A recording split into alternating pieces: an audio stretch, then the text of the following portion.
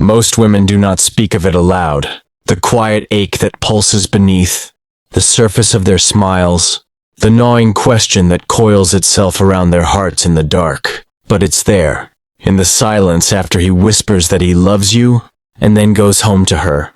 In the pause before he answers your message, measured and controlled. In the nights when you smell his cologne on your skin, but know he sleeps beside another. What would you think if I told you there are signs, ancient, archetypal, rooted not only in his words, but in the shifting sands of his psyche, that reveal whether he will sever the binds of his current life, or remain forever shackled to her shadow? There is no judgment here, only exploration, because you, woman, are not simply a mistress. You are an initiator, a mirror to the truth he avoids, a temptress only to those who live in dishonesty. And the truth is, some men will never leave, but others tremble beneath the weight of the false life they've constructed. They are men on the edge, and they show themselves always if you know how to see. Sign 1. He begins to collapse the false self. At first, he was a dual creature, the doting husband, the passionate lover. But over time, the fracture grows. The ego, once able to sustain the illusion of harmony, begins to crumble. Jung would call it the breakdown of the persona. The mask he wears for society, for family, for obligation. That mask is heavy, and in your presence, he begins to lay it down. He does not merely tell you he loves you. He confesses. He unravels. He speaks of his dissatisfaction with her, but also of his own failures. His voice softens, weighted not by lust, but by revelation. You are no longer an escape. You are a container for the parts of himself he cannot integrate with his current life. He stops hiding you. Not publicly, not yet, but emotionally. He no longer speaks in euphemisms. He says my wife, not someone at home. He says I feel trapped, not this is complicated. The layers of deception begin to rot, and he smells the decay. In your eyes, he sees a life more authentic than the one he built in fear. He is not just enchanted by you.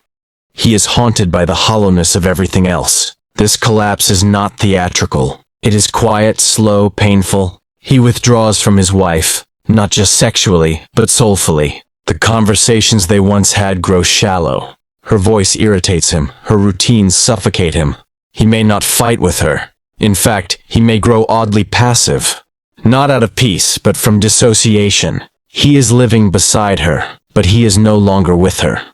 You will know it when he begins to speak less like a man who is cheating, and more like a man who is grieving a life he can no longer survive. You will feel it in your body. That shift from fantasy to reckoning. He does not look at you with simple desire. He looks at you with longing, and guilt, and freedom all at once. He begins to question the entire construct of his identity. And though this may feel powerful, even romantic, do not mistake it. This is a man on the brink of psychic death. It is in this death, this crumbling of the ego, that choice is born. For only a man who can see the falseness of his world can ever choose to leave it. But beware. Some men flirt with collapse only to return to the comfort of their cage. They touch the edge of truth, feel the heat of liberation, and run. So look deeper. Does he merely speak his sorrow? Or does he change his behavior? He may begin attending therapy. He may spend long hours alone. He may turn down sex with his wife. He may tell a friend about you. Not to boast, but to confess. These are not declarations of love. These are movements of transformation. Because the man who will leave is not merely breaking up a marriage. He is dismembering a false identity. And no man does that unless the fire of truth inside him has grown unbearable. This, then, is the first sign. Not passion, not promises, but collapse. The slow erosion of the mask he once clung to, now slipping in your presence like ash between his fingers. You, woman, are not here to save him. You are here to see him. And if he is truly unraveling, he will not pull you down with him. He will rise, naked and trembling, into his own truth. And so as the mask begins to fall, the man is left standing at a threshold. One foot in the world he built to please others, the other reaching tentatively toward something raw, unfiltered, and real, you. But the collapse of the false self is only the beginning. To know whether he will leave his wife, For you requires more than witnessing his unraveling. It demands a deeper discernment into his psyche, his soul, and the silent wars he fights behind his eyes. Sign 2. He starts to dismantle the systems that keep him loyal to the illusion.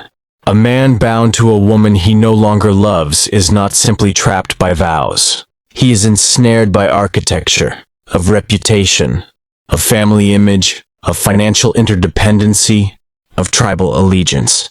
These are not romantic threads. They are ropes tied around his neck, keeping him obedient to a life that no longer nourishes him. Most men who stay in lifeless marriages do so not out of love, but from fear. Fear of losing custody, fear of societal shame, fear of being perceived as weak, irresponsible, broken. And so they remain, emotionally exiled, sexually dulled, spiritually inert, worshipping the idol of stability. But a man who will leave begins to dismantle that altar. It often begins quietly. He may stop performing.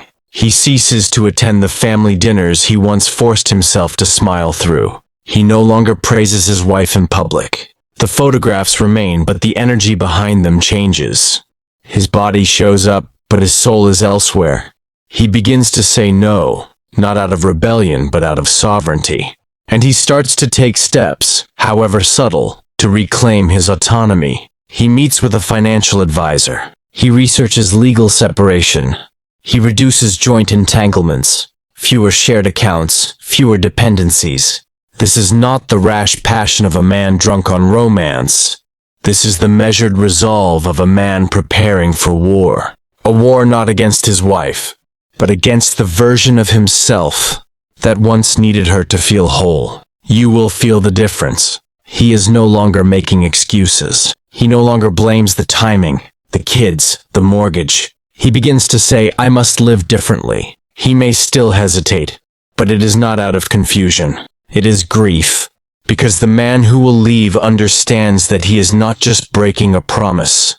He is burying a chapter of his life, one that once served him, but no longer fits the shape of his becoming. And in dismantling these systems, he makes room for truth. Not for fantasy, not for infatuation, but for a life that aligns with the deeper self, the one that sees you not as a thrill or a secret, but as a partner on the path toward individuation. Jung taught that until the unconscious becomes conscious, it will rule your life and you will call it fate. The man who leaves does not escape, he awakens. But be warned. Many men flirt with change without embodying it. They talk of leaving but make no real moves. They romanticize escape but stay seated in their golden cage. These are the men who use your body as a reprieve, and your heart as a mirror. But they will not walk into fire with you. Not truly. The man who will leave is not trying to seduce you. He is trying to reclaim himself. His life becomes less about choosing you over her, and more about choosing truth over deception. You are not his prize. You are his compass. If he is serious, his world will start to change. Slowly, perhaps painfully, but undeniably. He might lose friends.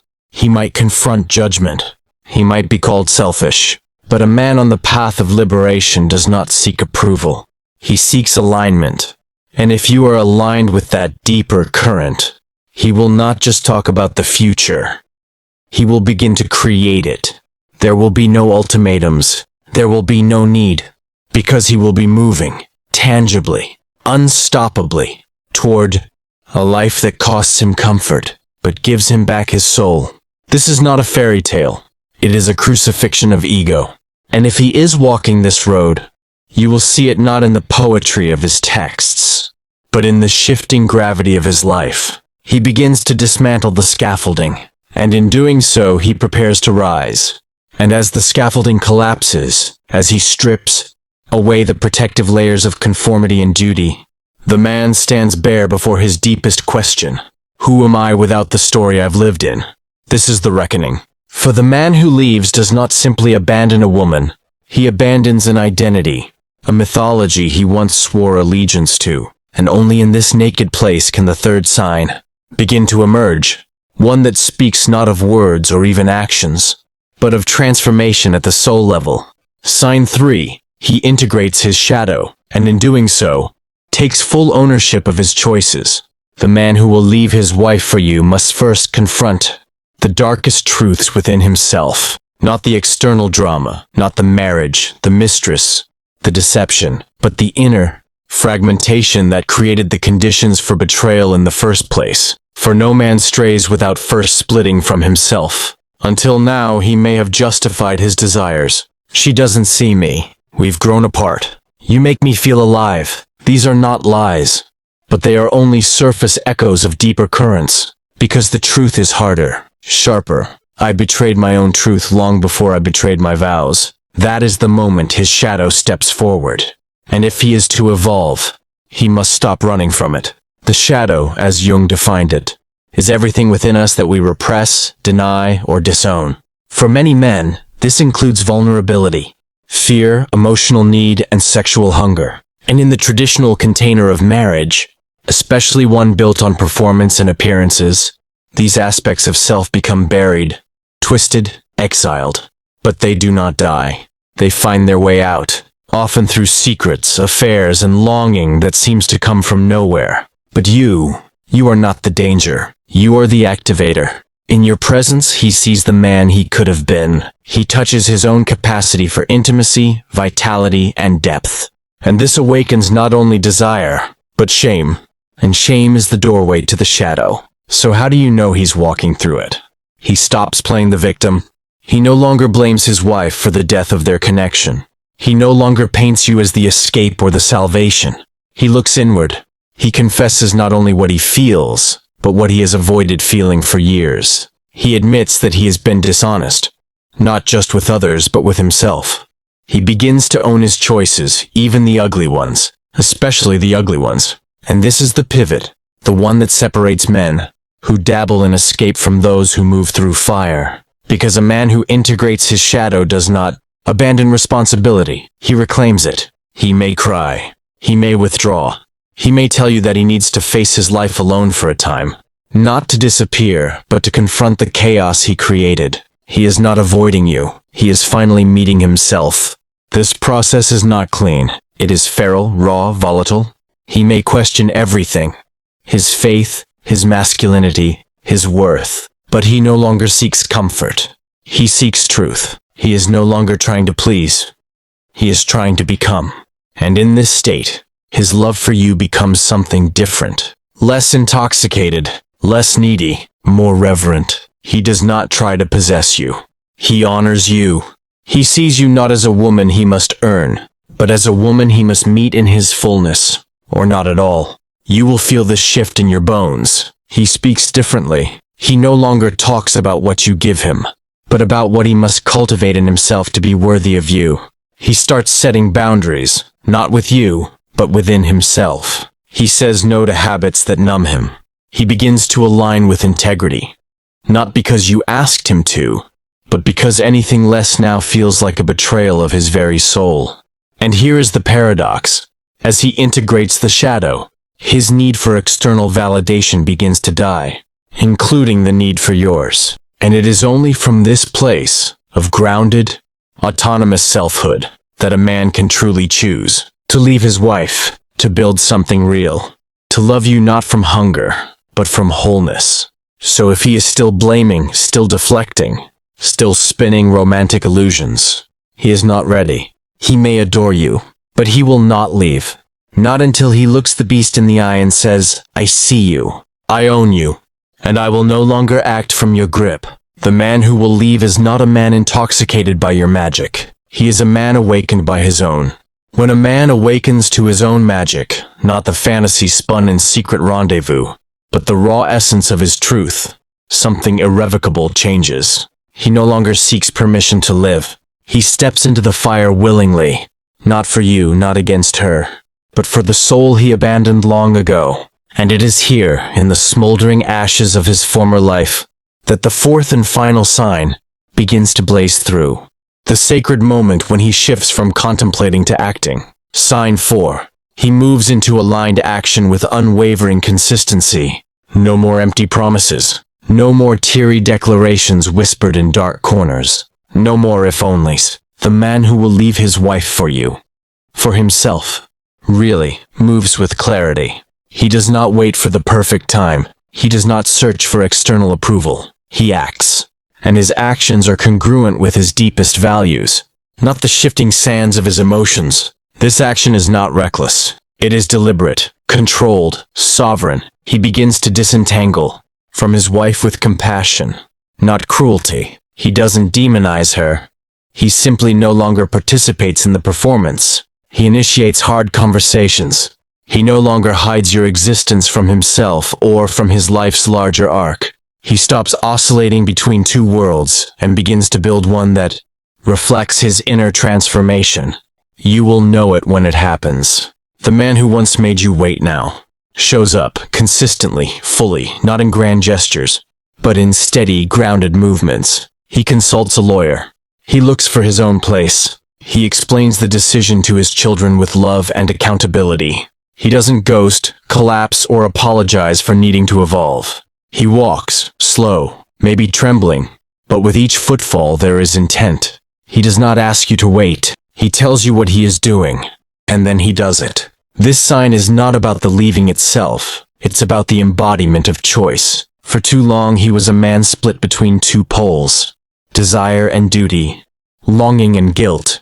Now he chooses, not out of desperation or fantasy, but because he has remembered who he is beneath the noise. He understands that every true decision has a cost, and he is willing to pay it. The man who will leave is not trying to soothe your anxiety anymore. He is no longer performing certainty. He is certainty. And if you're still wondering whether he will leave, he hasn't reached this point yet. Because when he does, the question dissolves. There are no more excuses, no more delays. There is only momentum, not perfection, but motion rooted in clarity. You will notice something else, too. He no longer requires you to hold the weight of his process. He stops using you as a therapist, a lifeline, a priestess. You are no longer his confessional. He carries his own grief, his own shame, his own resurrection. He walks the road of rupture with his own spine straight, not leaning on your tenderness to numb his guilt. And this, paradoxically, is when the love becomes real, because he is no longer asking to be rescued. He is standing as a man reborn, still bleeding maybe, but no longer fragmented. And he does not come to you to be saved. He comes to meet you, in truth, in power, in clarity. Do not chase this moment. Do not beg for it. The more you attach your worth to whether he stays or goes, the more you rob yourself of your own sacred authority. You are not the moon orbiting his decision. You are a sovereign force of nature. His alignment with truth may bring him closer, or it may show him that you were never meant to be together long term. But either way, when he acts from integration, you will be free. No more wondering. No more waiting. And that is the most powerful truth of all. It's not about whether he leaves her for you. It's about whether he is becoming a man who lives in truth. And whether you are a woman who refuses to settle for anything less. The woman who knows her worth doesn't chase, she chooses. Now the story narrows into silence. The kind that comes not from uncertainty, but from completion. You have seen the collapse of his false self. Watched the systems of illusion fall to ash. You have stood still as he reached into his own darkness, trembling, and emerged holding pieces of himself that he once abandoned. And you have witnessed the final sign, the movement, the courage, the embodiment of a choice rooted not in fantasy, but in the crucible of the soul. But now, beloved woman, this is not his story anymore. It is yours, because the truth no one tells you, the one buried beneath every ache, every pause, every late-night conversation soaked in hope, is that this journey was never just about him leaving his wife. It was about you finding yourself. Who are you in the waiting? What shadows of your own did this love awaken? Did you see yourself as the woman worthy of being chosen, or the one who had to be patient, perfect, pleasing, to be loved at all? Did you mistake being needed for being honored? Did you believe, even for a moment, that his decision defined your value? That is where your own individuation begins, not in whether he stayed or left, but in what this experience reflected back to you, about your own worth, Your own hunger, your own fire. Because sometimes the man does leave, and sometimes he doesn't. But either way, the alchemy belongs to you. He was not your source, he was your mirror. He showed you where you still long to be chosen instead of choosing. He showed you the places where your boundaries bent under the weight of affection. He showed you your deepest ache, to be seen not as a secret, but as a sanctuary. And now you must ask yourself, will I be that sanctuary for myself first? Because the love that transforms you is not the love that finally arrives. It's the love that teaches you to stop abandoning yourself while waiting for another to awaken. This isn't about bitterness. This isn't about winning or losing. This is about integration. Just as he had to reclaim his shadow, so do you. The part of you that was afraid to be alone, the part that craved drama over peace because it felt more like love, the part that confused intensity with intimacy, the part that equated sacrifice with worth. You are not here to prove your love through suffering. You are not here to stand outside the house of another woman's life and beg to be let in. You are not here to wait for crumbs of devotion handed to you on someone else's timeline. You are here to embody the fullness of your worth. Not when he chooses you, but when you choose yourself. And if he does leave, and he does rise, and he comes to you with clarity and truth, then let it be. A union of sovereign souls, not wounded halves seeking completion. Let it be a meeting of equals, not a rescue. Let it be sacred, or let it be silent, because you no longer chase. You no longer plead. You no longer measure your worth by the weight of another's indecision.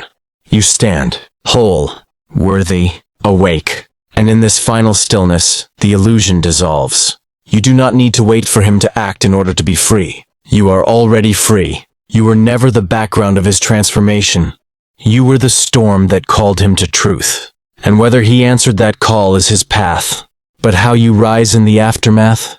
That is your legacy. So remember, the woman who knows her worth doesn't chase, she chooses. If this message stirred something deep within you, don't let it fade into another passing moment. Subscribe now and step into a space where psychology meets feminine power, where we don't just talk about love, we decode the soul behind it. Share this video with a woman who needs to hear the truth beneath her silence. And in the comments tell us, have you ever felt caught between being chosen and choosing yourself? Your voice matters here. Your story is sacred. Because this isn't just about relationships. It's about reclamation. You are not here to be an option. You are here to remember that you are the storm, the sanctuary, the fire. Now claim your seat at the table. Your awakening begins with one decision. Choose yourself.